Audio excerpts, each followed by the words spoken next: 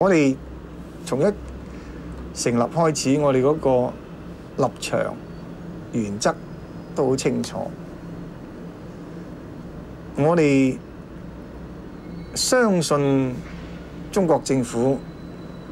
同埋香港市民嘅嗰個根本嘅利益係一致嘅，並冇一個根本嘅利益衝突喺度。為香港、為祖國獻出萬分真誠，建設美好明天。民建聯、民主建港聯盟92年7月10號建黨，親中旗幟一向鮮明。讓我哋齊齊舉杯，為我哋祖國嘅繁榮昌盛。即係民建聯，我哋不能夠係做咗反對黨，因為香港要咁獨特嘅一個咁嘅政治制度，既非在朝，亦非在野。市民對我哋，特別係一班中間嘅或者中產嘅市民咧，對我哋嘅睇法咧係唔滿意我哋嘅表現啊，即係佢哋會覺得咧係即係我哋對政府嘅嗰個支持方面咧係好似冇乜原則咁樣。